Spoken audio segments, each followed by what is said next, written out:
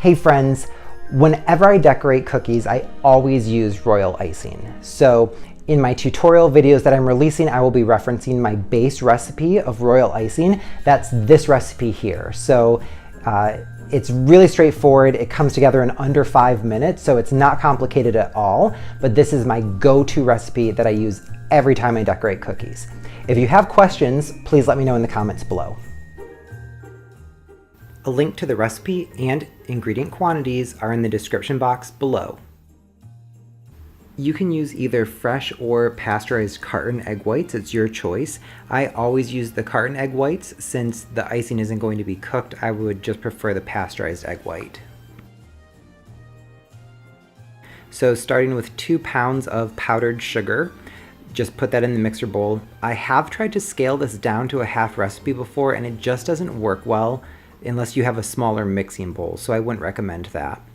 Then adding in the cream of tartar.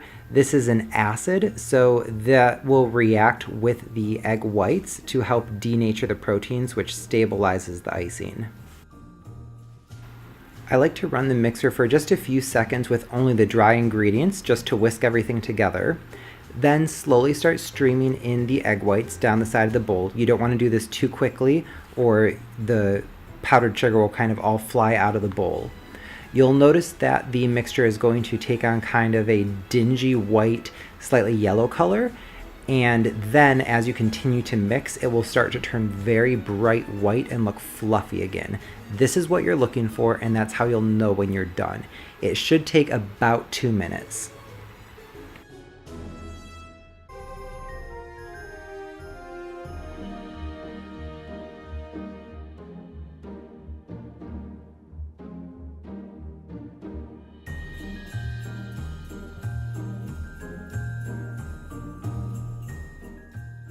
Once this is bright white, I'm turning the speed down to low and adding in a teaspoon of almond extract.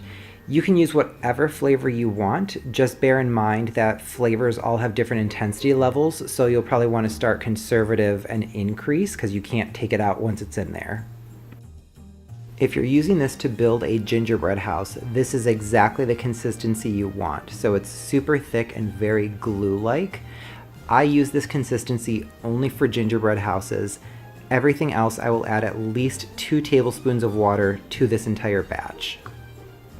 All that's left to do now is divide the icing out and dye it whatever colors you need.